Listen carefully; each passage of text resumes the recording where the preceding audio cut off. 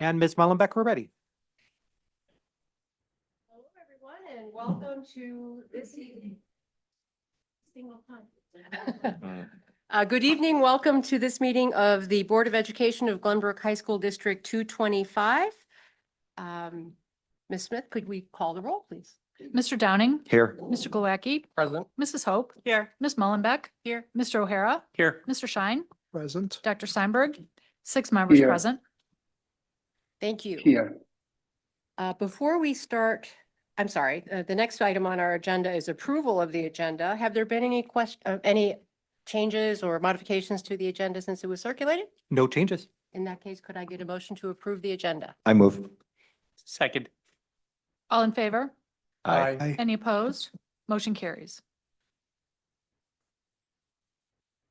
Before we move on to the board and superintendent reports, this evening, it is with a heavy heart that we pause to remember and honor the life of Mrs. Mary Flannery Day, a beloved member of the Glenbrook North family who passed away this past weekend. Mary graduated from Glenbrook North in 1980 and returned in 1998 as a member of the clerical staff in the science and driver's education departments. Over the years, she served in a wide variety of roles, including maintenance, scheduling and registrar assistant, guidance and principal's office, plant operations, career and life skills, National Honor Society sponsor, student activities, and most recently, as the executive assistant to the Building and Grounds Department. Through her 27 years of service, Mary touched nearly every corner of GBN. She was known for her attention to detail, her love of maps and data, and her willingness to step in to help any department that needed support. Colleagues recall not only her dedication, but her love and care for the entire Spartan community. Beyond her professional contributions, Mary was deeply proud of her 2 daughters and found great joy in caring for her 2 dogs, often showering them with toys and treats. She was a trusted colleague, a loyal friend, and someone whose presence brightened our school. Her years of service and her joyful spirit leave a lasting impact, and she will be dearly missed by all who had the privilege to work alongside her. At this time, I ask that we may join together in a moment of silence to honor the memory and life of Mary Flannery Day.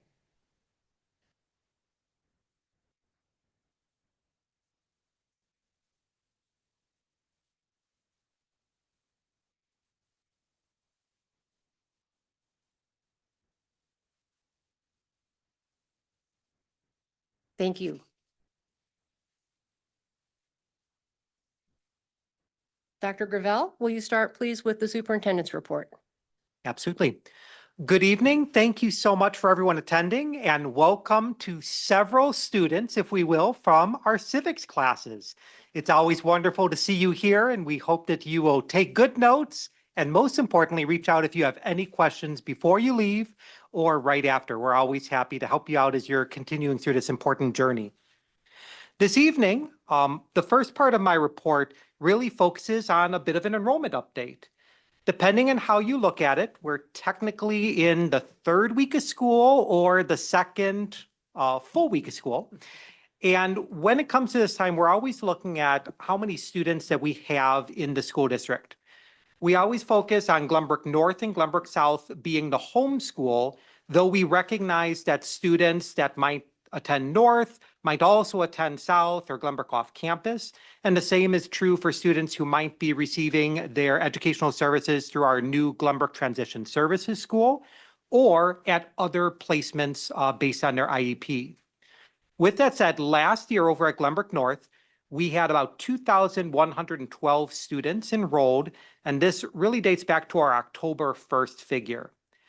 And then in January 2025, it was projected that we would have slightly more students at 2,118. And the reality as of today, we have 2,141 students. So a difference of 23 additional students over projection than we originally thought in January. Over at Glenbrook South, last year we had 2,900 students. In January, we projected a slight increase to 2,925. But again, actual enrollment trends show that we're slightly down by 20 students with an enrollment of 2905. If we look district-wide, we always look to see if our numbers are within a statistical acceptable range. And to be very candid, to be off only 3 students district-wide, I think shows that our approach to estimating enrollment is certainly working well. And this has been one of those trends that we see year over year. There's always some fluctuation that we'll start seeing over the coming weeks here. There are some students who may not have attended class yet, but they still remain enrolled until we hit approximately 15 days. At that point, we would drop the student because it's likely they moved out of state or transferred to a different high school. And then there's also students that are still transferring in today. So the numbers will fluctuate, and we'll revisit what enrollment looks like based on our October 1st numbers, probably towards the end of November. With that said, just from an enrollment perspective, does any member of the board have any questions? Happy to answer anything about what the trends are looking like. RJ, are the transfers primarily to new developments in the area, or you can't tell really at this point? Yeah, that's a great question, Pete. Transfers, we don't trace down until we get to our student yield study, which is closer to the middle of October. But what it seems in general is that it's our standard transfer in and out with a higher amount of transfers at Glenbrook South this year than we would have anticipated. We generally would see kind of a balance of transfer in and transfer out, and that's why I wanted to share those numbers here tonight. But in fact, we're seeing more transfer in than transfer out. We'll have more subdivision specific information in the coming months here. Perfect, thank you. Any other questions about enrollment? Matt? From a trending perspective, when you say we're only off by 3, how are we the year before and the year before? You know, you could be off by 3 because you got lucky, or you could be off because you have been consistently right, you know? Certainly. I always like to give the exact numbers. In general, we're single digits, if not very low double digits. So I think our highest variance might have been 20 or 30 students off, still very low from a percentage standpoint. All right. The second topic I wanted to chat about, and Dr. Steinberg, who's joining us remotely, might have some comments on this as well, is a bit of an update regarding the True North dissolution. So as the board will recall, back in April, District 225 indicated our intent to withdraw from the True North Educational Cooperative 804. That's our special education joint agreement, of which Glenbrook is one of 18 member districts. Shortly after our announcement of our intent to withdraw and the board passing a resolution, almost all districts immediately followed, indicating their intent to withdraw from the cooperative. And one of the realities is, if an overwhelming majority, or about 2/3 of the member districts, decide to withdraw, then what would naturally happen is the overall cooperative would dissolve. It would cease to exist even with a few districts remaining. Our intent of withdrawal was primarily based on the fact that we had built capacity to keep our students here within our communities.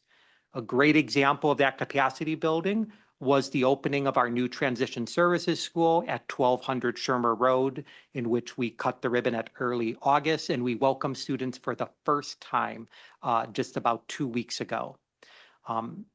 Whether or not a district has capacity or not is a unique condition to every district. But I do want to acknowledge that there are differences in structure and design and service delivery between high school districts and elementary districts.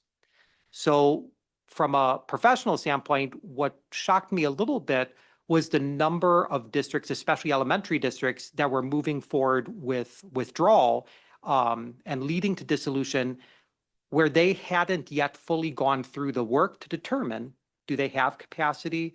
If the cooperative doesn't exist, what exactly does that mean for individual students who might be receiving services? And through conversations that we had offline or with superintendents and business managers, it became evident that so many districts indicated their intent to withdraw because, and I don't know any other way to say this, they didn't want to be the last district in that would have to absorb a wide range of financial liabilities. With that said, we started having conversation with our colleague superintendents. We started with our colleagues in the New Trier region as well as the Northfield Township region, and then expanded from there.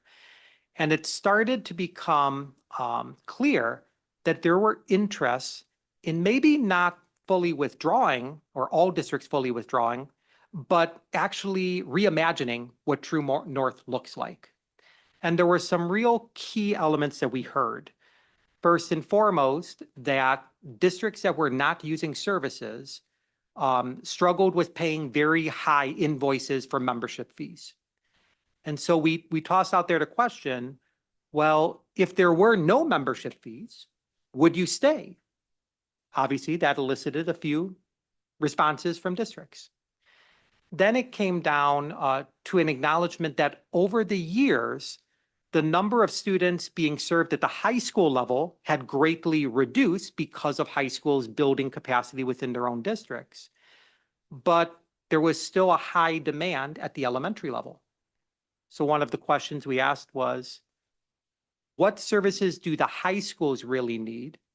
And what services could the high schools take on if there weren't as many high school services in the cooperative? That obviously decreases overhead, decreases costs. And we started to hear a lot of interest, especially from our elementary districts, saying, yes, we still need your services. Yes, these are the services we need. And at the high school level, we were hearing, yes, we can take that in. No, we don't need those services from the cooperative, but we do need some other services. And so through those conversations, we worked with probably 75% of the districts at these different meetings. And we identified that it is healthy and good to present two pathways to the Leadership Council, which is the governing board of True North, in September. One that would move forward with dissolution, and the other that would move forward with what's being referred to as reorganization. There are two working groups that are handling the development of the proposals. I am serving as the chief school business official representative on the reorganization group and working through all of the costing out of overhead, of tuition-based, zero-based budgeting programs, things that we've been embracing for a few years and have familiarity with. Whereas another superintendent is leading the financial side on the dissolution. Why this is so relevant to Glenbrook is when we indicated our intent to withdraw, doing so under the current articles of agreement meant that we would need to do something called prepay our pension liabilities. And the exact amount of those pension liabilities is still up in the air because it needs to be calculated by a external auditor. But it could be as high as $3 million. And that's just a condition of withdrawing. At the same time, even though you would have that $3 million payment, you would cease paying as much as $1 million a year in membership and O&M fees. And so long term, that's in the best financial interest for the district. But if the organization goes through a bit of a refresh or re-envisioning, it's possible that those conditions related to districts withdrawing would change. Maybe you would not have to prepay those pension liabilities because the reality is we have what we refer to as owner's equity. We own property, we own part of their fund balance and things of that nature. So it might be viewed as a wash. If you withdraw, you don't pay your pension liability, but you also relinquish rights to property and liquid cash. So a few different pathways that directly are applicable to Glenbrook should we move forward with withdrawal as we're intending to do. But we're just having a lot of good conversations. The other takeaway outside of knowing that there's two paths and that one of those paths directly has impact on our district is knowing that the Leadership Council is going to have to make a decision here to reorganize or to dissolve no later than November. And so we'll be working through a lot of different updates with the Leadership Council. Dr. Steinberg represents our school district as a member of the Leadership Council, as a voting member. And so he'll be hearing these presentations. But it's just exciting to hear folks come together to recognize that it's good to have all of the information at your fingertips. And so each one of these districts will now have not only a pathway to True North ceasing their existence, but also True North remaining in being reorganized. Before we open up for questions, I just wanted to offer Dr. Steinberg if you wanted to share anything else from our meeting that we had last week. Thank you, RJ. I think you represented the meeting very well. I just want to highlight one thing and add another one. I hope you can hear me well. The first one is that despite all of this, the whole group recognizes our leadership as a district. RJ did a great job in terms of presentation and explaining at least his part of the group. So I didn't get the chance to overlap with Dr. Charles when he was a part of the team, but I do have to recognize that we are being, taken in consideration as a large and significant district. The second thing is that two big changes have happened since the very beginning. The first one is that True North went through a leadership change. Right now has two interim superintendents that were hired mostly to address this transition. When they were hired, the only option was to address the solution, but now there are two options. The second important thing is that in the past, that leadership council considered itself to be an independent body, although we all represent districts. They used to be told to make decisions based on the group as a group. But in this case, and since the last few meetings, there hasn't been large recognition that we represent districts. So decisions that are going to be made at that council most likely are going to be brought to each board before being made. So as RJ said, there's a presentation for options that is going to come to the Leadership Council in mid-September. And after that, we're going to bring that question into each board. In our case, I'm going to bring this question here, or RJ was going to bring the question here, and we will vote on it based on our decision as a group.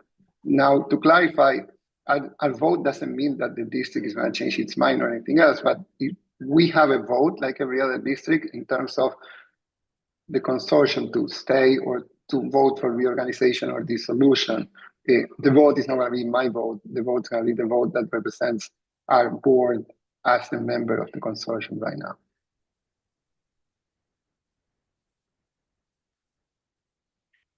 Other questions? What happens, you mentioned that they have certain assets, and what happens to the facilities? At this point, what would happen? So if True North dissolved, ultimately, all of the assets would be disposed of. They would be potentially auctioned off, sold, and the same is true for all the liquid cash. All the assets would be combined and ultimately would be disseminated based on a proportional student enrollment distribution. So we represent approximately 15% of True North's enrollment, so we would be entitled to 15% of the assets once the final closeout is done. And then that would be balanced against the liabilities of the Correct. 3 million pension. Mm-hmm. And then what happens in the other case where we reconstitute?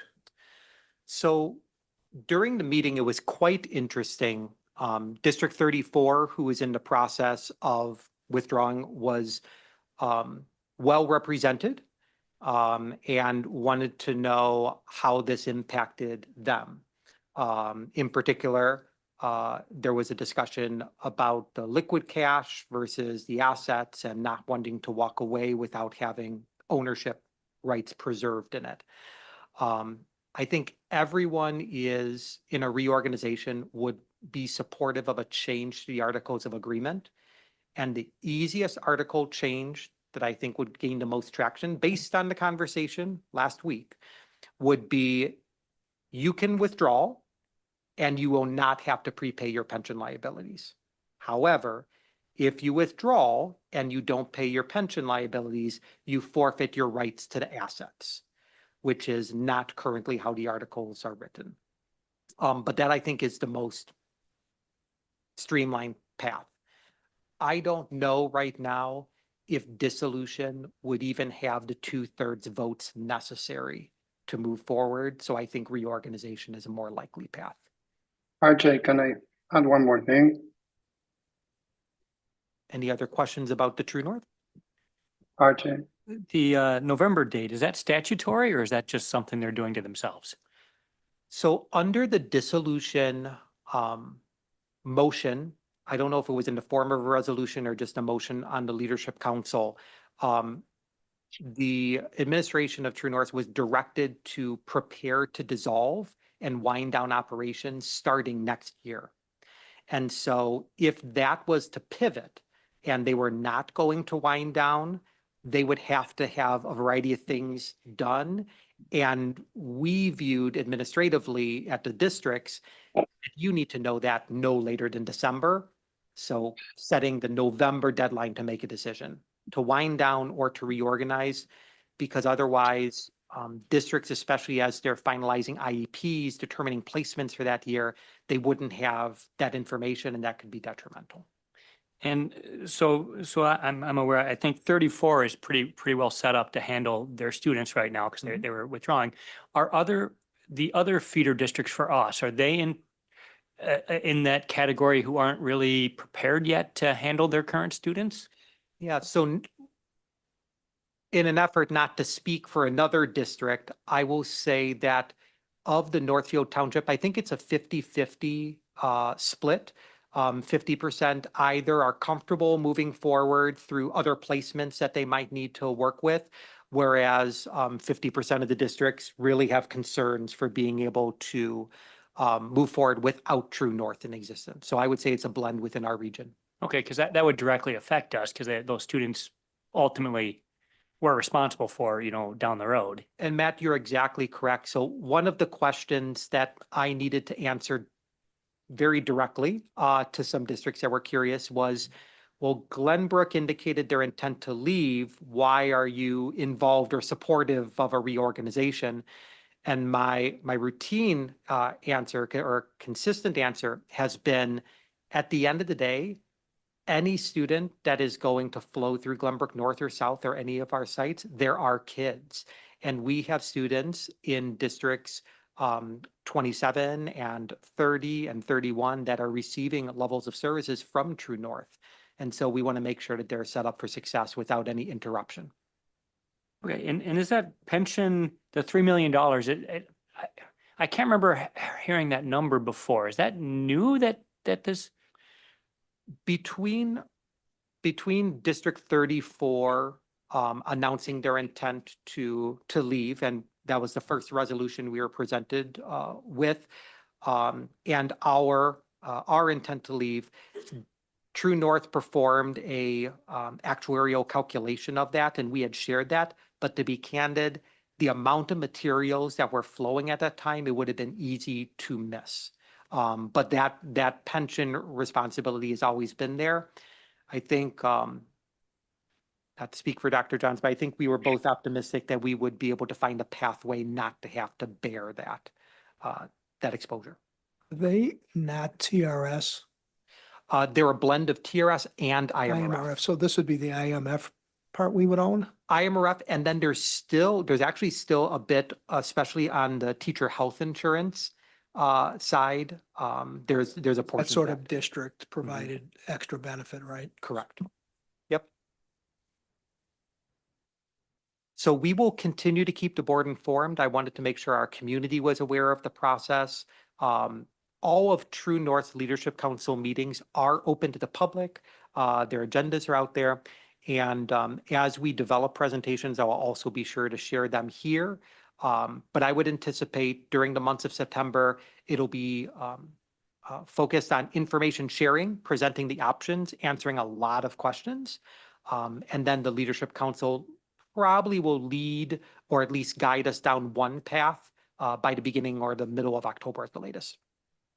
So with that said, that concludes my portion of the report, but I'm very excited to transition. We'll start over with Dr. Georges at Glenbrook South as we celebrate our first week of school.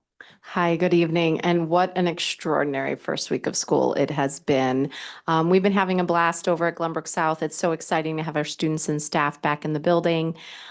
Starting out the year, our Glenbrook Days was a wonderful time for our staff to come in, to prepare classrooms, to have some professional learning. And this year, our theme is being a fan of our students, our community, each other, and yourself. And therefore, you can see in our opening picture, in an effort to revive the school spirit at Glenbrook South, all of our staff are modeling that, and they came in wearing their Titan blue and gold, and we took that very exciting picture to show our students we were ready for their arrival. The work we did over those 2 days was specifically aligned to focus area 1 and 2 of the strategic plan. It's also directly aligned with our Titan values and goal number 1, which is related to students reporting a sense of belonging at Glenbrook South. So that was our focus for opening day, and it was extraordinary time together. Then this week, we also had a redesign that was incredibly successful. We had seen a declining enrollment in the activities fair in the winter time. Therefore, Dr. Maranto had proposed moving it to the start of the year when students have a specific interest in joining a club or activity. So this past week, we had our first activity fair at the beginning of the year. Over 50 clubs were represented in their spaces where they host their club meetings, and over 600 students attended. So it was a really nice reboot, and we had much better attendance. And then finally, fall sports are back in action. And as I was coming over tonight, you can hear the speakers in the stadium, and we're grateful for that cooler weather. And I hope you all come out for our first home football game Friday night against York High School. Thank you.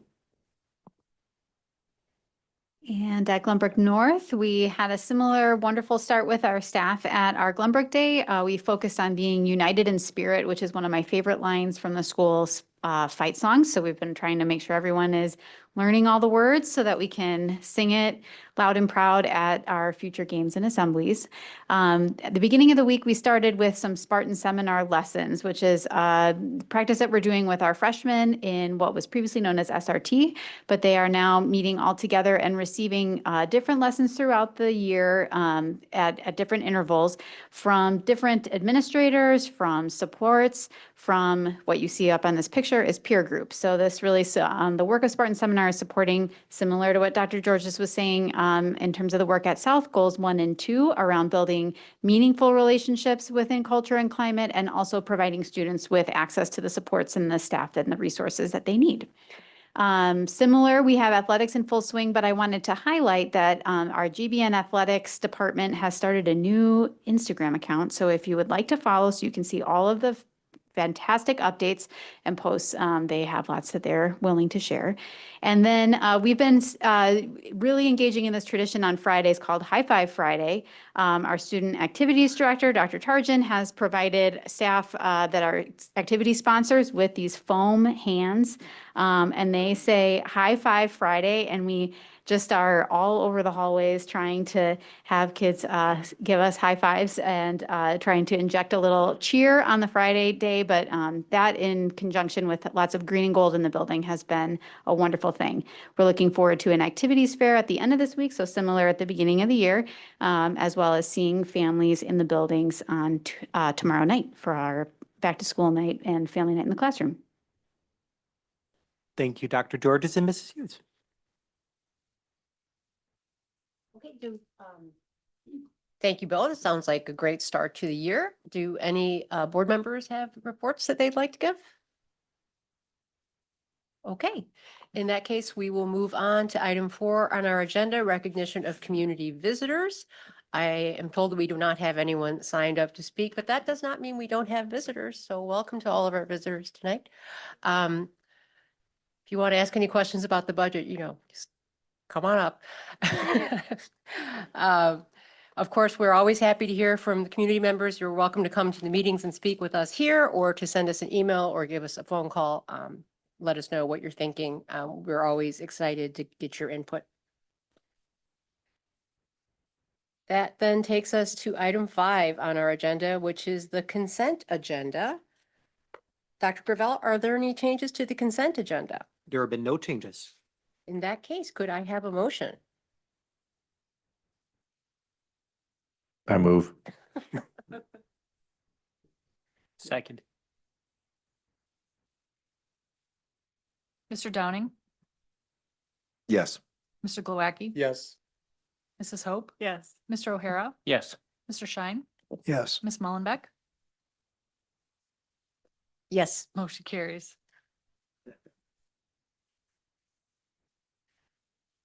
Okay, that will then take us to our item 6, which is our public hearing action agenda. And the first item on our agenda is the public hearing on the 2025-26 fiscal year tentative budget. At this time, I am opening the hearing on the tentative budget for fiscal year 25 to 26. The tentative budget was previously discussed by the Board of Education on Monday, July 14th, 2025, and made available for public inspection on Tuesday, July 15th, 2025.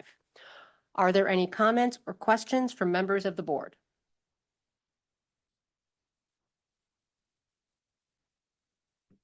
Mr. Downing? No. Okay.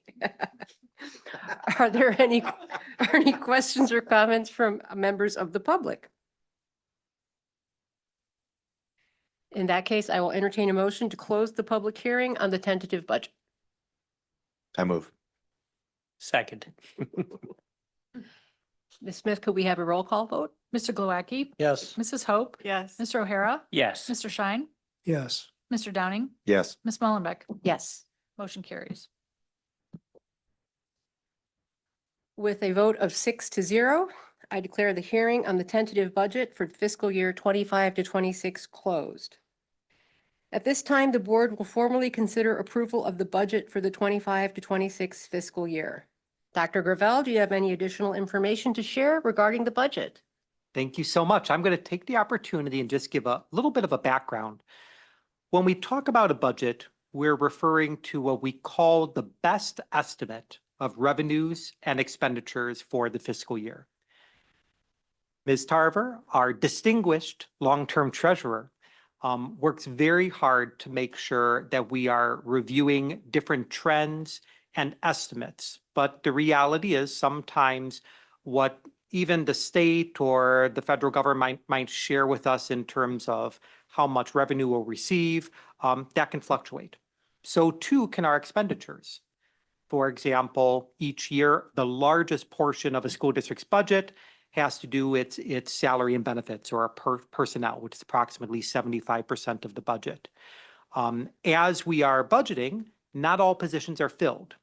And throughout the year, individuals might find other opportunities, leave, and they'll be replaced. And sometimes the salaries of those individuals don't always match. And so there's fluctuations there.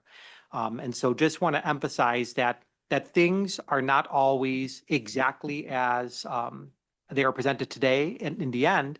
And that's why we will always present an amended budget in the spring of each year to kind of true up that budget to reflect the finalized state and federal revenue sources and make sure that we're in alignment as we're ending the fiscal year. The second item that is very important to talk about, and this is related to a public act that was passed a few years ago, was just talking about how the school district navigates through times of uncertainty. For example, property taxpayers within Cook County and in our villages of Glenview and Northbrook are familiar that property tax bills have not yet gone out for the second installment. And many school districts have been anticipating revenue starting to come in from property taxes, which is the largest source for most school districts. We were expecting that towards the beginning of July. As we're now nearing the beginning of September, some school districts are really struggling with that because they needed those revenues in order to pay for transportation expenses, pay for salaries, and also make sure that we're able to provide the supplies that our students need throughout the school year. In Glenbrook, though, A true testament to the focus of this Board of Education has been that we are fiscally stable through years of fiscal responsibility.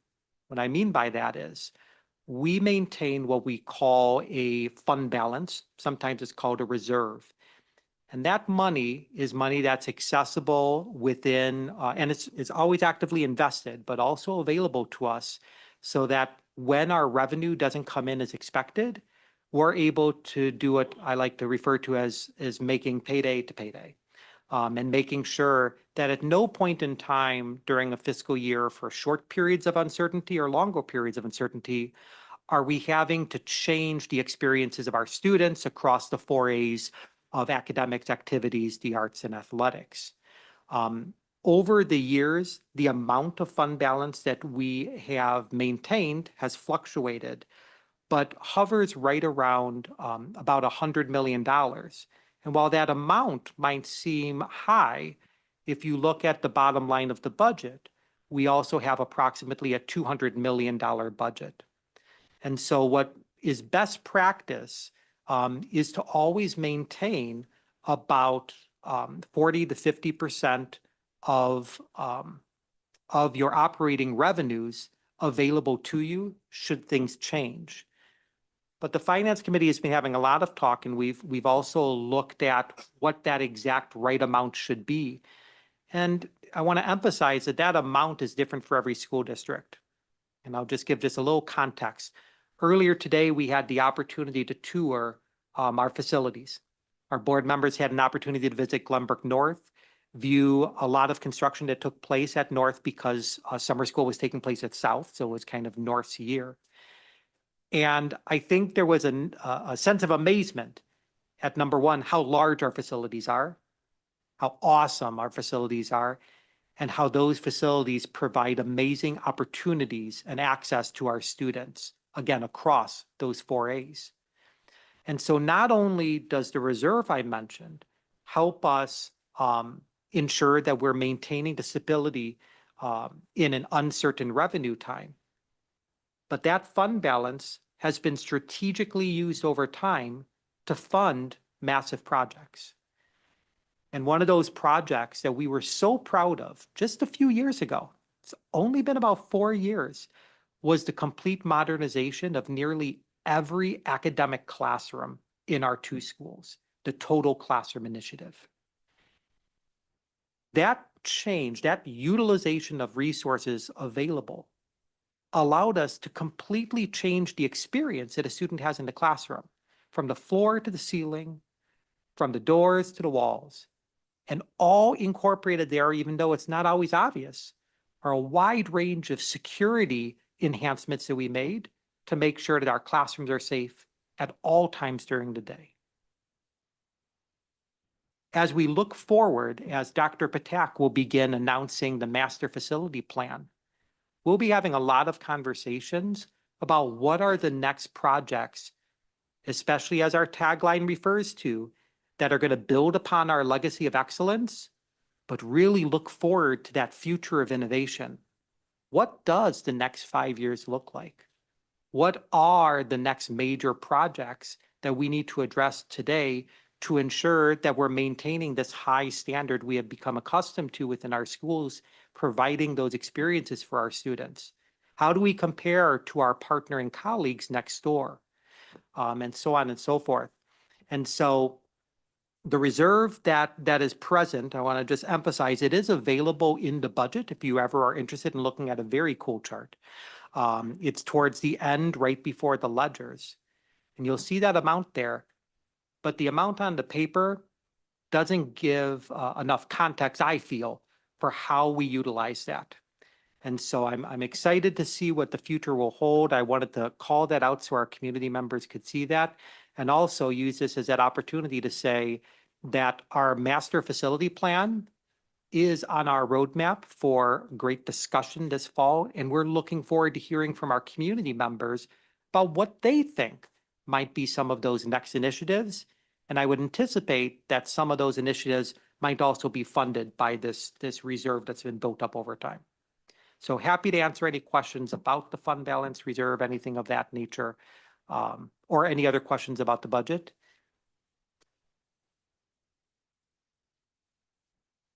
And seeing none, before I give up the mic, I just really want to take an opportunity one last time. Vicky Tarver, again, our very wise, guiding mind of a treasurer, works very diligently, not only on the numbers that go into the ledger, but to be very candid, the materials that are presented before you today. Putting together a nearly 300-page document, as well as what we'll be releasing in the coming weeks, which is our budget in brief, a much more accessible form of the budget, is not something that is done quickly or easily. And so Vicky, just again, as I'm not in the role officially, I just want to thank you for taking and demonstrating some amazing leadership in making this budget come together and for coming up with all of those estimates. Great work. As there are no questions, I think we are ready for a motion to approve the 25-26 fiscal year budget as presented. So moved. Second. Mrs. Hope, Yes. Mr. O'Hara, Yes. Mr. Schein, Yes. Mr. Downing, Yes. Mr. Glowacki, Yes. Ms. Mullenbeck. Yes. Motion carries 6-0. Okay.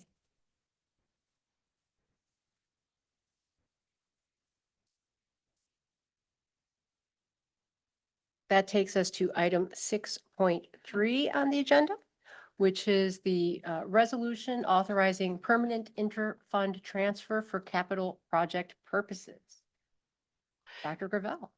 Each year, as part of the school district's operating budget, we allocate an amount of funds. It's approximately $5 million in order to fund this year and next year's capital projects.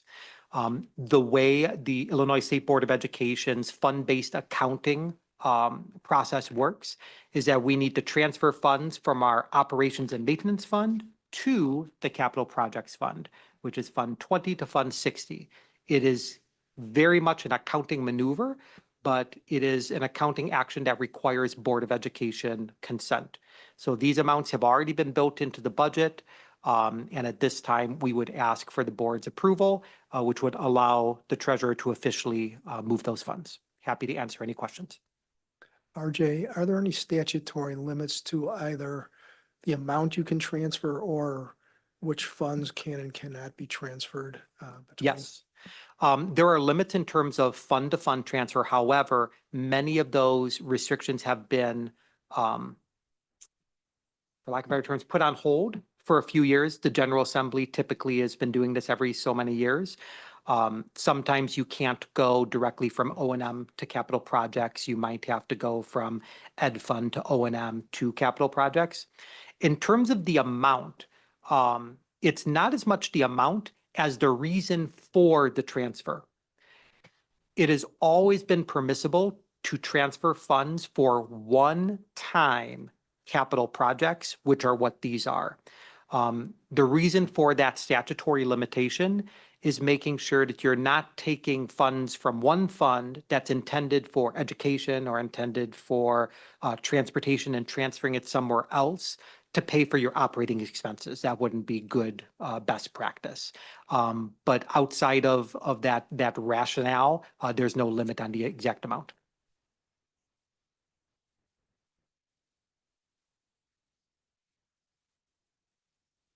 Any other questions?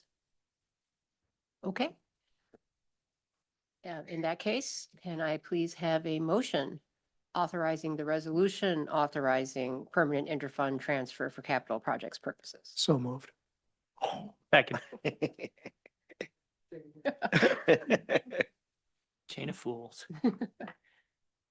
Mr. O'Hara, Yes. Mr. Schein, Yes. Mr. Downing, Yes. Mr. Glowacki, Yes. Mrs. Hope, Yes. Ms. Mullenbeck. Yes. Motion carries 6-0. That brings us then to section 7 of our agenda, which is our discussion action agenda. And the first item there is an update on our IASB board governance training that happened, was it only a week ago? Mhm, Oh, wow. Saturday. Okay.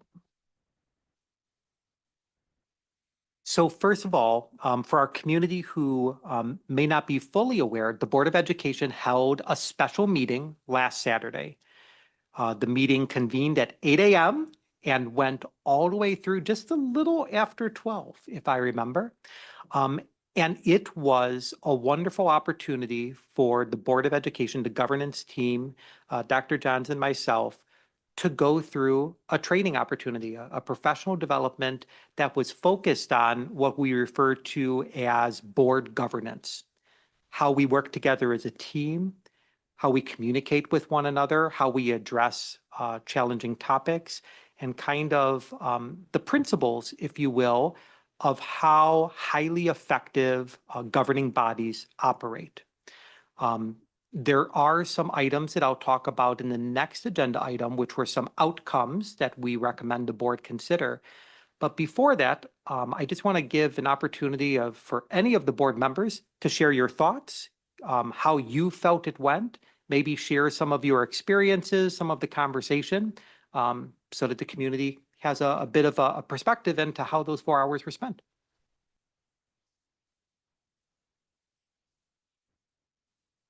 I'll just make a quick comment that for being a newer board member, I thought it was very helpful to kind of get a feel for the dynamics and the different, how the different board works. But I was really excited about the other thing you're going to bring up later in this meeting about the way we're going to communicate with back and forth and the no surprises. I think, that's how high performing boards work. So that was great.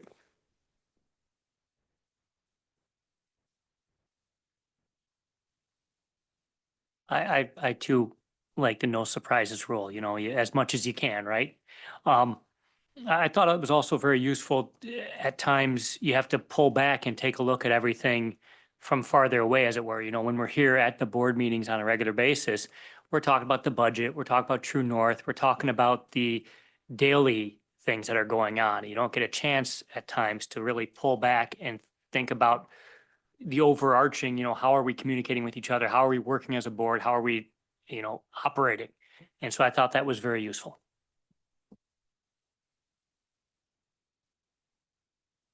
One thing that, well, two things I think I think it was a great experience, and one that, I was surprised to learn that the board had not done in a long time. So I think it was a very useful exercise to go through. And it helped us, as Matt says, we come together for the meetings because we have subjects that we need to address as a board for the district. But this was an opportunity for us to come together and understand how each of us works a little bit better so that we can work together more effectively, which I think was terrific. And I also think that it was I think it is good for us as a board to model the fact that we know that we can learn and grow and be better, and be humble about that. And I think doing this every so often is a way for us to show the broader community that we're engaged in that process. We're committed to doing what we need to do to make our roles more effective so that we can serve the district better. And I think that's going through this process highlighted that, and I appreciate that. And then lastly, I'm not sure if this is going to be part of what you talk about, Dr. Gravel, but I did want to point out that we had a very long list of things to do and we didn't accomplish all of them. So we've got more things coming. And you can expect the District 225 community can expect to be updated on what the board is doing and its work with regard to things like communication standards, things like board operating agreements, because we want to be very open and transparent about what's happening on what's essentially your board. So those are my thoughts.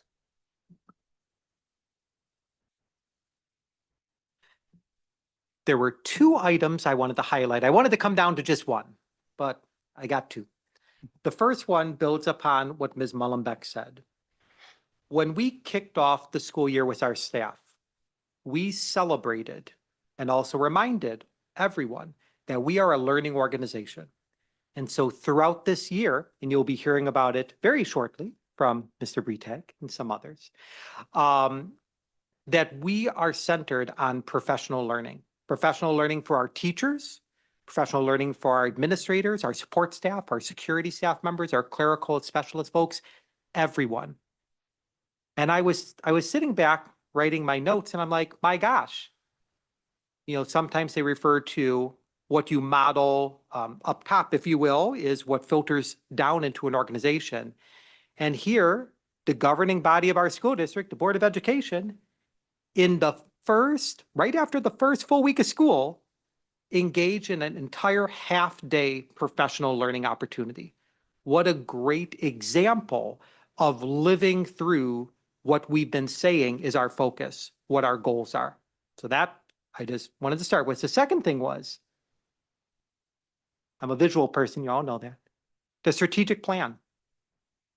Throughout our conversations last Saturday, I found us continuing to go back to the strategic plan.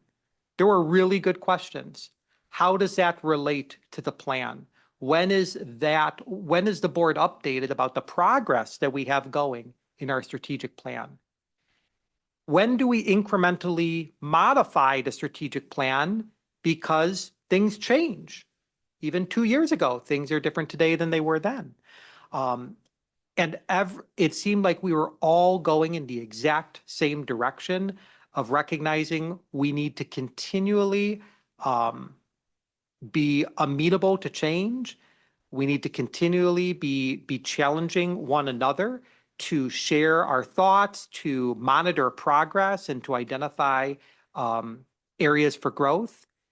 And at the center of all of our work needs to be our students. What do our students need to be successful in whatever pathway they choose? And how are we ensuring that the resources and the support are provided to all of those who are charged with supporting our kids? And so 2 things, learning organization, and we modeled that. And second of all, it keeps coming back to the strategic plan. And I'm excited, especially for today, to share a little more about that. All right. So we foreshadowed maybe a little bit, but the next thing that we're going to talk about are board and superintendent communication expectations. All right. So included in the board packet are 2 documents. The first is kind of a typical memo about board and superintendent communication expectations. And while it's not listed in here, I do want to highlight, you will notice a bit of a change or a trend that we have in our memos. And it goes back to our conversation about continually reminding us of how what we do connects to the strategic plan. So just kind of highlighting right at the beginning is alignment to the strategic plan, and this board work directly goes to focus area 4, focused on building that culture of trust that values all inputs and perspectives, while also ensuring standards for timely communication. I want to emphasize that the document we're looking at is not only unique to Glenbrook. It's a document that the Illinois Association of School Boards has developed over time, that they share with all districts and all boards that go through the training that we went through. And then the challenge is to make those expectations that the board has of themselves and of staff, as well as expectations that perhaps the superintendent has, to put them on paper, to make sure that we all know we refer to the tool or the concept of the rules of the road for moving forward, and to making sure that there's clarity in what the expectations are. And so as you go through, you'll notice those Board of Education expectations. They are really grounded in just logical best practices. When something happens, we want to make sure the board knows. We gave some examples of those. We want to make sure that the board has the information they need in order to effectively do their role as a governing member. And to do that, you need to receive your meeting materials on time. You need to have time to review them. You should be encouraged to ask questions, and also make sure that if you have specific questions that might come up at a meeting that you need other information for, give me a heads up so I can work with our staff to make sure you have those answers. We also talked about this concept of treating each other with respect and making sure that the flow of information is consistent. And as Jack mentioned earlier, no surprises. It's the concept that when we're in a meeting, we are all working to do our students' work. We need to stay focused. And so if something is an issue, let's maybe give each other a heads up so that we can work through that. And the same on behalf of the staff.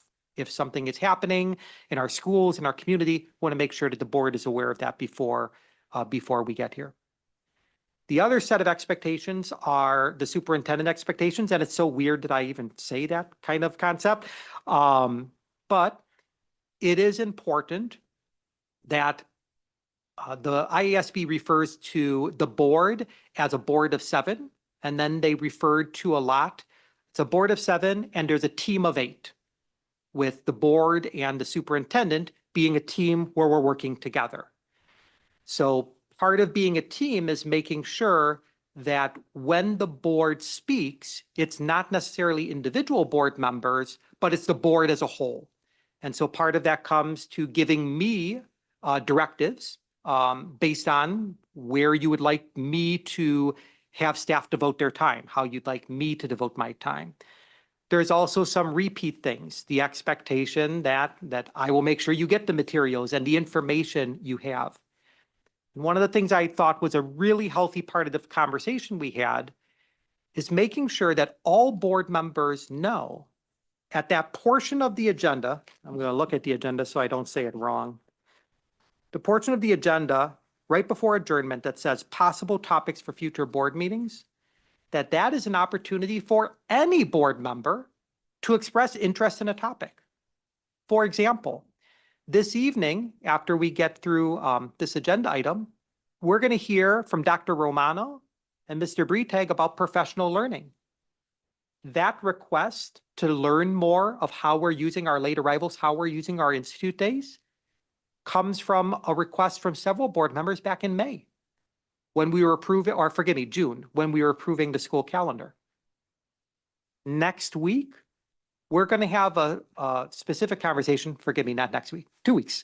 We're going to have a conversation about the physical safety and security of our schools. How are we keeping our students and staff safe? Again, a conversation that we had about a month ago that we're bringing forward. We want to make sure we address all of those topics that are of interest to our board members because, candidly, they're also of interest to our community. But there's also an acknowledgement that our time together sometimes, well, it's limited. It has a start and an end time. And it's important that topics that are presented, that there's a consensus of the board to move forward and devote staff time to developing those presentations. And so we tried to craft some concepts that, yeah, items are going to be scheduled on the agenda as long as there's consensus of the board. Doesn't need to be the majority of the board, just general consensus. And that helps us make sure that we're just maximizing our time. We also had a really great conversation. And some members who have been on the board for several years are aware of this, that sometimes certain topics might be better suited by being reviewed by a subcommittee, our communications committee, our finance committee, our facilities committee, and now our policy committee. And so sometimes when items are presented, if you give me a heads up, I can talk to staff, I can talk with individual board members who might have them, and then I might be able to help make a recommendation that would be great, at least to start in a subcommittee as opposed to the full board. And so with that said, I did my very best to compile what was discussed. I also used what the IASB representative, Dr. Bedard, put together for us, but I did change the language just to match how we typically write. More than happy to answer any questions, make modifications. This is your document.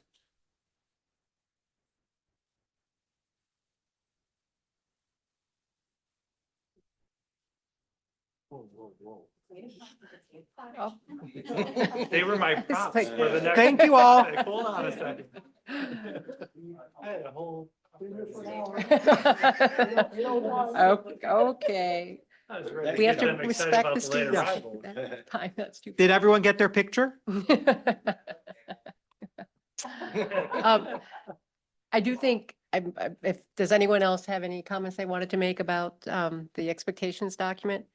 Just thank you for putting this together so nicely. I mean, Yeah, I think it something I think reflects we're all really excited about it. And I Very think- much what we talked about. I think it's a very good reflection of the conversation that we had and where we were. I do think it's important to highlight something that Dr. Gravel just said, that, you know, when we're talking about a consensus of the board to put something on the agenda, that's a very, we're not going to have a majority vote and sorry, we voted someone down, your topic's not making it on the agenda. That's not what this is intended to do at all. If there is interest in the board that a topic be addressed at a board meeting, likely that's because some community member has raised to that board member that they want this issue addressed. And it is our responsibility to be responsive to the community. So that is not the intention. We just, as RJ says, we need to be respectful of each other's time. The staff time to put together these 300-page reports and such is not insignificant. So we do want to make sure that we are using our time well.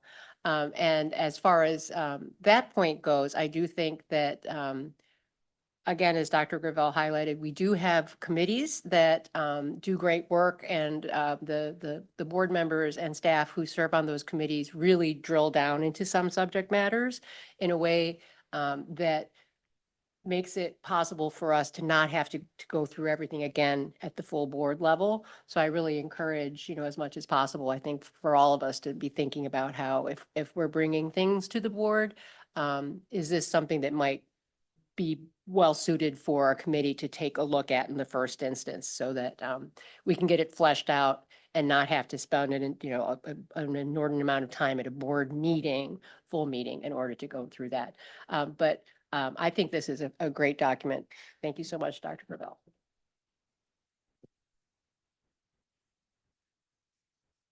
With no other comments here, my recommendation would be for a new board policy 2130, which is the board superintendent relationship.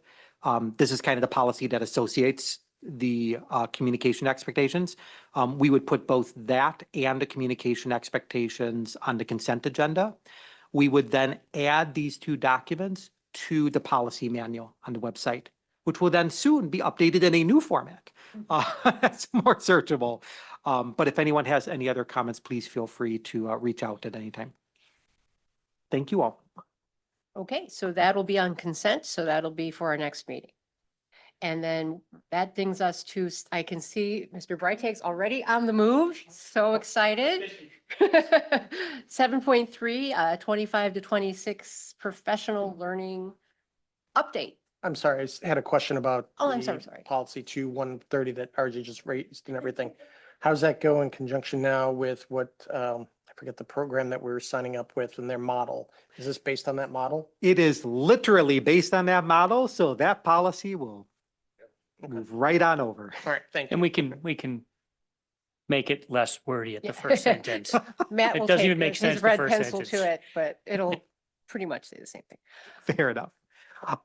This evening, our big focus, we've talked about being a learning organization, is to talk about how we are supporting all of our staff members. And I always find it so important to emphasize repeatedly that we have nearly 1,100 staff members in our school district that span roles such as teacher, school counselor, psychologist, social worker, speech language pathologist, instructional assistant, security assistant, specialists such as folks that focus on scheduling, being our registrars, working in our human resources department, our business office, a wonderful clerical staff that are there on the front lines of our departments.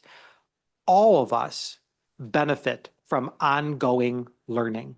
And I am so grateful to have Dr. Romano and Mr. Breitag working very hard on this. If I could just ask for you to let them go through their presentation and then present any questions you have. I know they're ready for it all.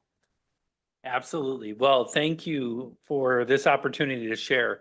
Last Wednesday, August 20th, I know Dr. Gravel is a very visual person, and we often have photos and images and videos. But on this day, every single adult in this district was engaged in professional learning. That is highly unusual for our district to say, when we have a late arrival time, that every single staff member is engaged in growing their craft and working on improving this organization. So there are no visuals tonight that I can give you, unfortunately, because none of us could get out and take photos. We were all deeply engaged in the learning. But what is that? We came to the board in May talking specifically about increasing late arrivals. This idea that we had committed to in our strategic plan 2 focus areas that relied heavily upon growing our staff, providing them with the time and the commitment to their craft as professionals. And we have begun that process of implementing those increased late arrivals by developing a full plan of action that puts forward 2 main topics. Number 1, give them the quantity of time, but 2, equally give them the quality of time, really dedicated structured time that says you are a professional, what are your needs, and how do we help grow those areas and fill in those gaps that you've identified. So together, we are going to share a little bit tonight about how we've done that. So in order to be able to advance those priorities, basically what we were able to put together are different opportunities that the staff members are going to be engaging in professional development. Starting with building time, and building time is basically focusing on the priorities for the building. So this is building a specific, working on the priorities for that building, working on the goals for the specific building. We also have department time, and department time is led by the instructional supervisors. And what they would be working on is very discipline-specific initiatives and goals that they also have committed to. We also have the Institute Days, and the Institute Days basically bring the whole Glenbrook community together so that we can continue to not only network, but grow together and continue to get to know each other. We are a big district, and sometimes we hear that perhaps GBS might not know everyone. So we want to make sure that we also provide those opportunities for collaboration district-wide. And then you also have a staff-directed, and staff-directed is basically given the opportunity for the staff members to have that autonomy of choosing what they're going to be working on. And what this can look like could be working on lesson plans, and also what we all love doing, which is doing our compliance training, GCN. Which, by the way, is this Wednesday. So that is on our calendar. Pick a date, we'll tell you. One additional experience that we have is what we have affectionately called professional learning communities, or PLCs. Yes, our staff is loving the fact that we have another acronym to wade through, but ultimately professional learning communities are structured around how do we get teams of professionals together to focus on what their needs are. And we've been able to take the additional 9 late arrivals and organize that time, put it into the hands of the professionals in a structured way, but that gives them the greatest degree of autonomy. We're going to share a little bit of how we do that. So first, for the licensed staff, PLCs are organized for our licensed staff by their course teams. So they're common courses or curricular areas. That's how our licensed staff are organized. And for the non-licensed staff, we have the PLCs, which have been structured around their role. But not only that, we also want to make sure that we give them the opportunity to grow. That's one of the focuses that we have, making sure that they are able to advance to other roles or within their current roles. So we also have gathered their interests as to how they want to grow, what kind of topics we want to bring to them. So for them, it includes their role, but also their professional growth interest. And for the licensed staff, what these mornings look like for them, first, they will start, in fact, the first 2 PLC times, they will be developing their goals for the year as a team. For our licensed staff, our teachers will be focused specifically on how their curriculum mapping will evolve and how their what we call high yield practices or their instructional strategies. Now, the beauty of that puts the autonomy in their hands. The structure from us is you need to be working on curriculum mapping and high yield practices. But the professionalism is when we turn and say, what do you find as most needed in your course area as a team? And then you have the year to work on those goals. During the time after they establish those goals, they work together on sharing knowledge, analyzing data or student evidence, and then collectively planning together, how can we put these new practices in place? Outside of that, we also know that PLCs are not new for every one of our licensed staff. They've had course teams. It's just we haven't had a common district-wide structure that organizes it. So we know from their feedback, they still need time also to plan for the class, plan for emerging needs. So that's built into these PLC times as well. And for the non-licensed staff, you can see the many different topics that they have brought to our attention that they would like to grow on. And this include systems that they want to learn more about, such as Panorama, PowerSchool, Skyward, Schoollinks, and so forth. You also have digital tools proficiency. They really want to learn more about Google Suite, more advanced features that Google Suite has, communication and collaboration, such as Parent Square, artificial intelligence. So we're also going to bring that to them. Special education student support, process improvement and efficiencies, and leadership and professional growth. And these are only some of the topics that they have brought to us. So what you can see is we're really excited that no matter what role you serve in this organization, this time is dedicated to growing you in the areas that you've identified and that we have collectively identified moving forward. We have a wonderful strategic plan that lays out reimagining the classroom experience. This gives them dedicated time and the autonomy to go to work on those pieces. We couldn't be more excited. At this, to give you some examples of what these look like, this was on 8/20, our departments got together and across the district, there was a common lesson plan being implemented by our supervisors on our strategic plan, on our rollout of our vision about high yield practices and curriculum mapping. And in our other areas, so they were doing CPR training. They were working on first aid and stop the bleed in the classroom. So these are pieces that, again, we're uniting where it makes sense, and we're focused on needs that are specific to our craft at other times.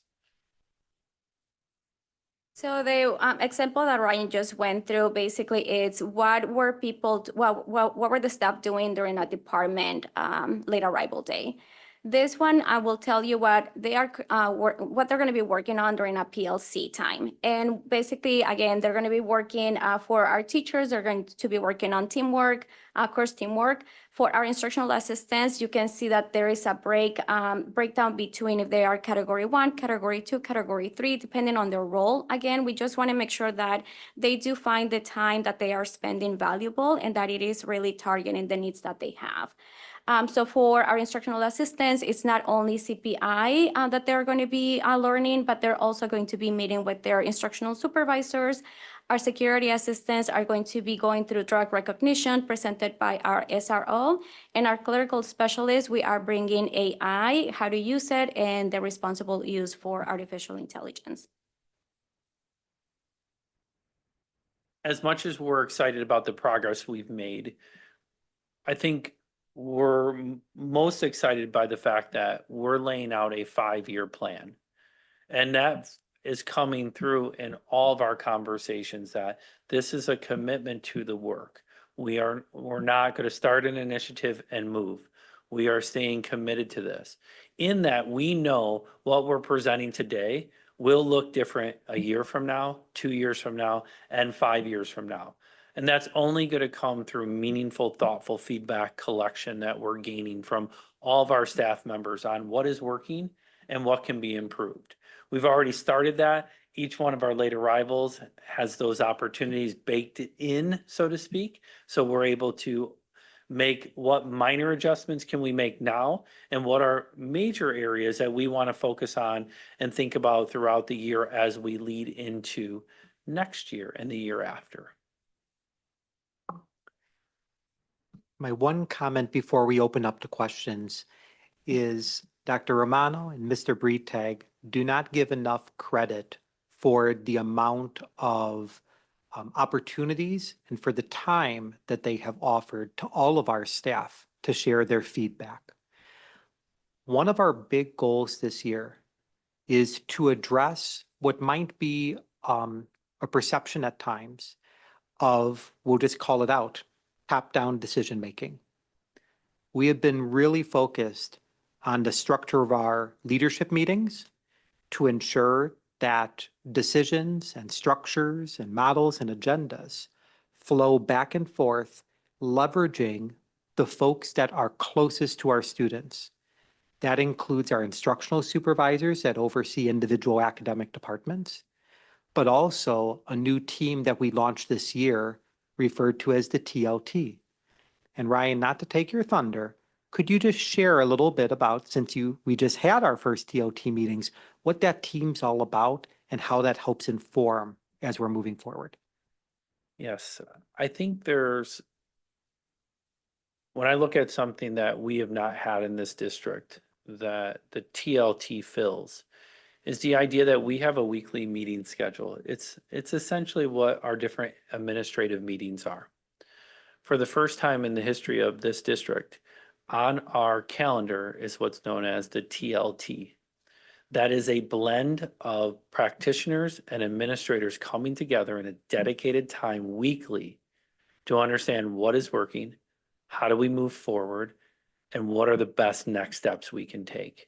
That is dedicated time to this committed work that we are all together moving forward on this, not waiting for a year or 2 years down the road until there's a problem, but actively working together on a weekly basis.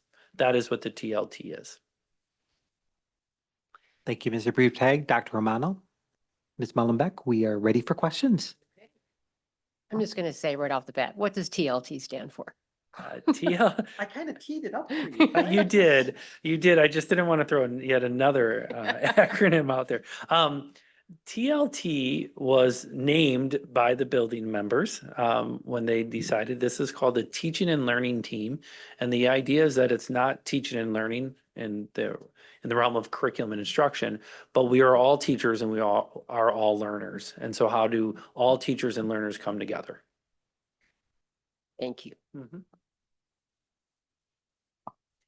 I love that it's evolving with feedback and we're collecting feedback from staff because I know a big piece of this was in support of what they were asking for. Are there any specific things we're looking at in terms of measuring success, things like retention, things related to student output, things related to growth, internal growth for people who have participated in these? How are we measuring if we're achieving our goal other than, which is very important, staff satisfaction and feedback? Yeah, there's a number of metrics in terms of climate's obviously going to be a big one. Our teachers and our staff often mention that they don't have enough time to do the work that we're putting forward, and they want to do tremendous work. So understanding if we're meeting those needs are vital to this. But specifically, when we talk about, when we talk about the licensed staff, we've given that structured autonomy that says there's 2 goals. We have specific measurables that we're looking at in that arena, our curriculum mapping work and our high yield practices. We are establishing baseline data on those instructional practices next month, and then we will measure annually, both in feedback survey instruments, but also in observational data. Do you have any initial feedback from staff after just the first one and knowing that this is baked into the schedule? What are you hearing from Yes, people? I have a spreadsheet that we were looking at that has over 750 comments so far. And I'm still not through the other 300 posted notes. Very excited. I think there's cautious optimism that they understand it. They were excited about the fact that there was this common direction that we're looking forward to. They what is the common needs that came through? Time to do this work the way we know we need to do it for our students. The thing that also stood out to me in that feedback was how much they spoke to this matters and can be impactful for our students. And so there's an energy from them about the impact that having consistent, dedicated time towards these goals that the majority of them see as research-backed and research-based. And if given the time and the freedom to go to work on them, there's going to be real impact on our students. So that our staff's amazing. So when you read that, you can't help but get excited. Hi, I have two questions. One is more of a strategic question regarding hiring and retention. So this is an opportunity we provide staff. Does that help us when we want to bring in new people? Does it give us an advantage because there is a teacher shortage, educator shortage? So that's my first question. I'll ask the other one and let you guys go on. And do we have, is there like a pathway here? So you've talked about all the feedback from the individual 700. What about any kind of linkage or feedback from their associations, the GEA, the, help me out here. Thank you. So, because they're an important feedback mechanism as well. Thank you. So I'll speak to the GEA side, the licensed staff. We were in conversations with them throughout last year as this started to unfold and what the direction we were trying to go with. They had a lot of conversations with us about this plan, this vision for teaching and learning needs time. How will we find that time? So not only were they part of the process, but they continue to inform what's working and what's not. In terms of your question about retention, I'll definitely let you speak to it. But this work where there are professional learning communities and course team time that's structured is common in other districts. So I actually think we did not have some pieces in place that other districts had that appeared on the surface to be meaningful.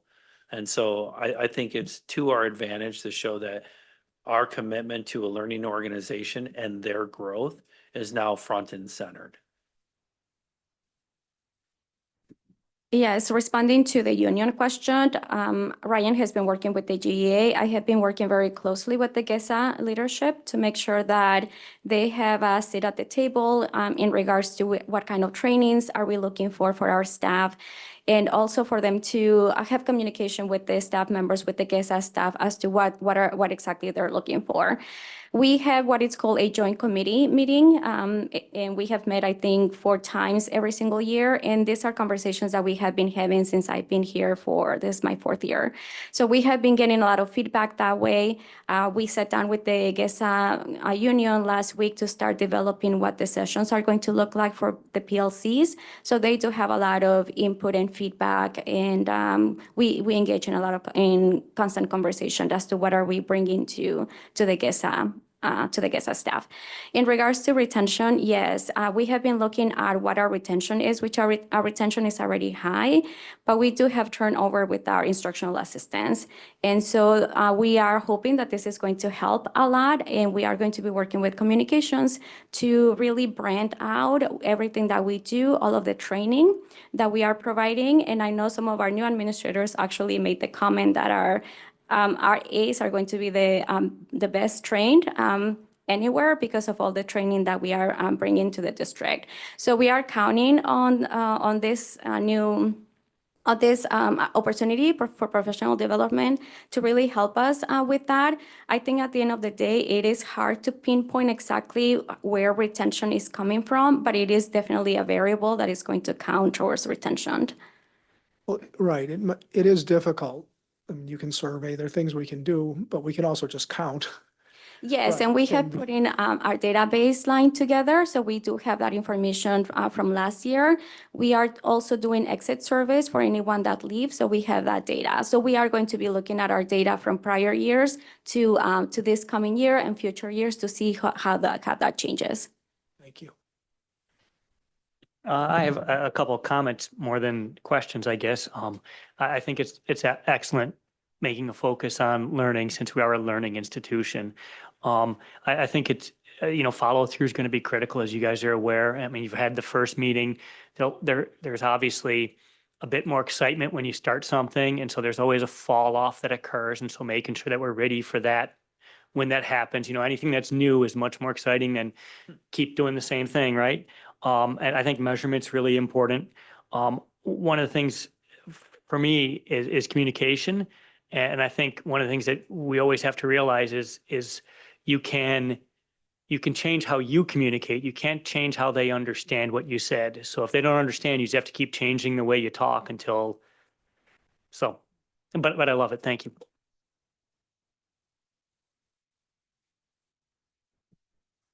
Yeah, I too. I think it's great.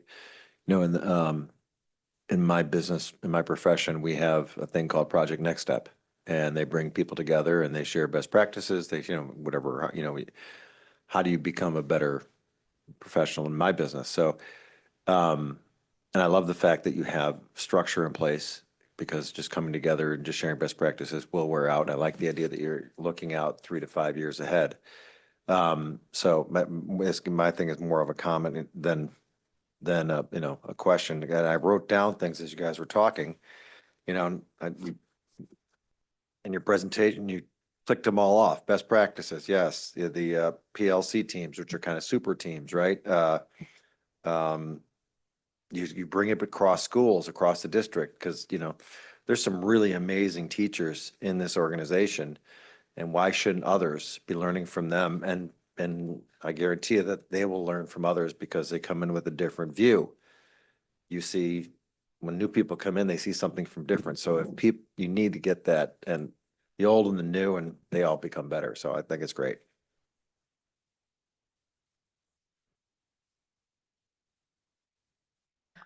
I had one question about the, well, first of all, I think this is fantastic. And I do think that this really ties back very closely to what we had talked about as sort of one of the overarching things was respect, and like having the respect and knowing that giving our staff the respect to use this time the way they think it's best used, because they are professionals and they know. So to give them the freedom to take this time and use it against the things that they feel are most important, I think is fantastic.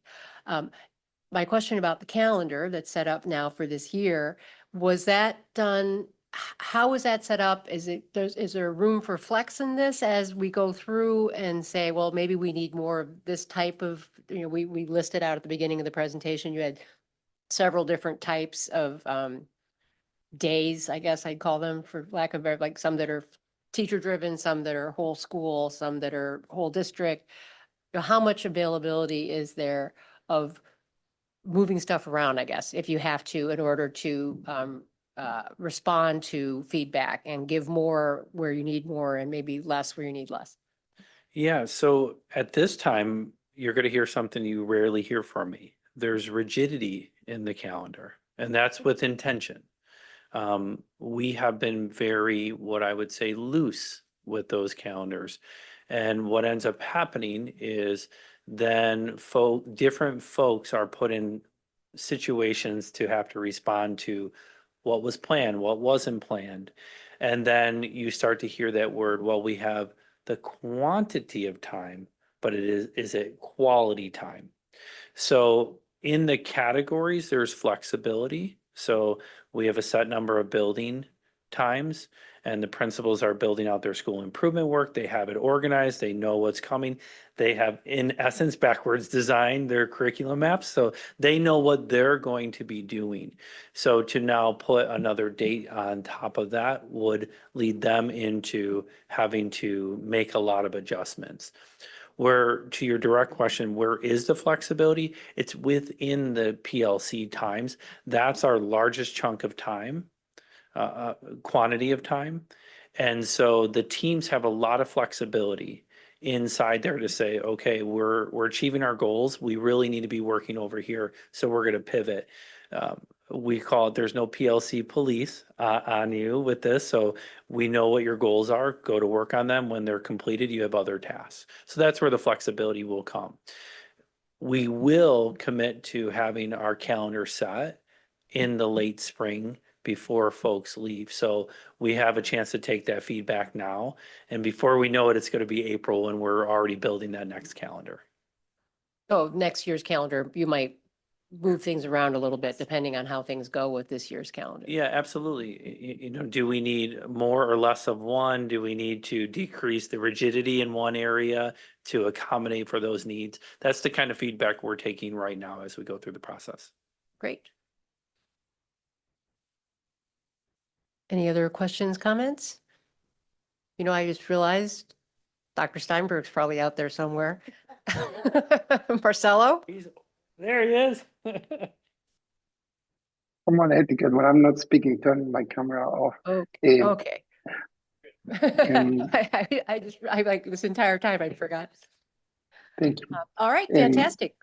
Thank you so much. That takes us then to topic 8, which we also foreshadowed a little bit.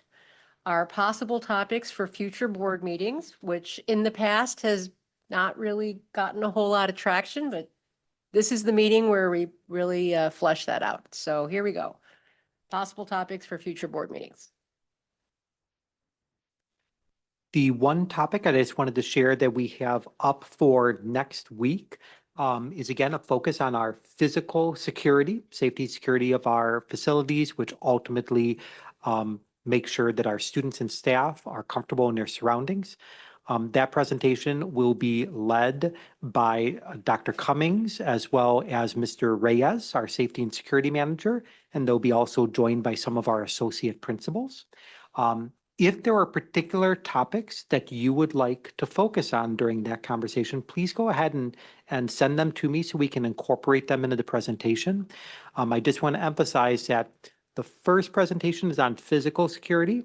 And then later on, it's either at the end of September or beginning of October, we're going to focus more on what I typically refer to as the whole child, the whole student, which will do a lot of diving into our mental health supports and the social and emotional supports of our students. So just kind of 2 different pathways. And I know that both of those questions had been raised by the board. Okay. Did anyone have any comments on the list or the thought process that we're working through here? So I'd given you a couple topics. Are those coming here? Or are they going to communications committee? What did we, or was there a split? What did we decide? The majority of the ones that you had raised are going right here. Two. Thought we had 3. I could be wrong. I always think facilities too. But the discussion of High probability. representation on the board and getting more student voice, that's the one going to communications. There's another one, I just forget what it is that's The other coming one here. had to do with our interaction with the large parent groups, Yes, band parents, athletic parents, not the PTA. You can, thank you, Yes. and you can, I'll remember my name by the end of this meeting. It's like, wow. thank you so much for that one. Increasing outreach opportunities for board members is scheduled for September 29th at the regular board meeting. I will not be at that meeting. Could we move it, please? Absolutely. Thank you. No worries. The items, just to give everyone a recap, bringing student representation to the board is Communications Committee, increasing outreach opportunities for board members. We'll move that to our first meeting in October. Reviewing efforts to ensure our schools are safe and secure, that's September 9th. Overview of our district's comprehensive approach to supporting students' mental health and well-being is October 14th. Efforts to address belonging and providing an inclusive environment to all is October 27th. Advanced placement, dual credit and career pathway experiences, November 24th. Communication analytics and data to improve school-to-home connections, Communications Committee in September. Glenbrook School Health Center and Nursing Services for students and staff, October 14th, and intervention services for all students, such as our academic resource centers, Grit Lab, and ALOP, is November 24th. You know, you can almost see the threads of the strategic plan in those requests. It's just really. Not intentional at all. No, it would not be, would it? No, that's great. I had one other, I'm sorry, just one last thing. I had actually just one You get comment to make, which is, this is great. I think that it's to have a roadmap already of how all of these things will be coming up. All of these things that were brought up either by board members or by administration and staff as being important matters to be discussed at a full board meeting or a committee meeting to then be brought back to the board. Recognizing that we have a little bit of adjustment with some of these dates once we actually settle on a schedule. I think it would be great if in some communication that goes out, because I know we always have our board agendas obviously are posted in advance of the meetings, but there are going to be certain, community members or families that are more interested in some topics than others. If we're able to give them kind of a preview of this is what our upcoming calendar of, for lack of a better term, special events at the board, the special presentations that we're going to have to at the board meetings that are responsive to issues that have been raised. If we can give people a little preview so they might plan if that's something that a conversation they want to participate in, that would be terrific. Yes, I'm sorry, RJ. We No, could do that gosh. in board notes. Absolutely. My only RJ. comment, the board and the community is well informed that we have been implementing Parent Square. All of the board members sitting around the table, you should have received a direct message from me. It was supposed to be at 6:45 and the tour went a little longer, so it happened closer to 7. If you could just respond back to that saying received. And then, because I do have a little bit of nerdiness continually, did you get an attachment with that? And if not, if you Just the link. click the link, you might. So that's my only thing. Thank you so much. Click the link. Oh, there it is. Sandy got it? And you got the attachment? Okay, it all worked. Thank you all. Beautiful. You do have an account. You would just download the Parent Square app if you want to easily see it. Click sign in with Google and use your Board of Education email address. You'll go right in. Single sign on. So do we have 2 accounts then? If you're a parent and a board member, Parent Square allows you to have multiple accounts. So you can add a second account. Do you have to log in separately? You do have to log in separately, but you can be logged in continually to both at the same time. You just got to log in once to both. Okay. You sound like some other districts that recently were not happy with that change. To us, it's all just new. So It's all new. thank you all. All right. Unless someone has another possible topic for future board meetings that they would like to add to our list of possible topics. Sandy, can you hear me? We could fit it in for sure. How do we? Marcelo has his hand raised. Oh, Marcelo is raising his hand. Hi, Marcelo. Hi, I'm not sure what's happening because sometimes I talk and you don't hear me. That's why I raised my hand. But since this is my first time in a long time attending remote, I just thought that many boards have a policy and a process in place when a board member is authorized to attend remotely. And I know the Illinois law sets the conditions for being able to attend a meeting remotely as a board member. Normally boards vote at the beginning of meetings, mostly because in fact, today was a regular meeting, but what if we have a meeting with votes are important and board members are officially attending a board meeting remote should have the ability to vote and be counted as remote members. So this gives me opportunity to think of, we should have a similar process.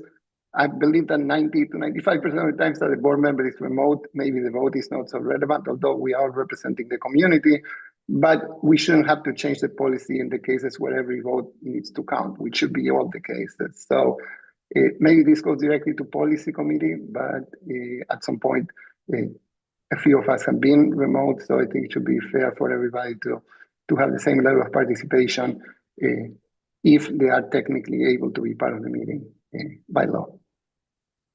Dr. Steinberg, there is a wonderful press policy that would cover exactly what you brought up, and we will make sure to talk about that at the policy committee, which is on Wednesday, 3:30. It's literally called the survey meeting. We're going to be answering questions for about, not the TOT, no. We'll be answering questions about the overall structure of the district for 2 to 3 hours. So anyone is welcome to join that experience. It will be here. Yes, and just a reminder to anyone who's listening, all of these policy committee meetings that we'll be having with the IASB as we work on our new policy manual are open to the public. So let us know what you think about our new policies. Did you have anything else, Dr. Steinberg? No, that's great. Thank you. Okay, great. Okay, I think that brings us to item 9 on our agenda, which is adjournment. Can I have a motion, please? So moved. Will anyone second? I like it here. I'm gonna stay. Second. All in favor? Aye. Any opposed? Motion carries. Excellent. We are adjourned.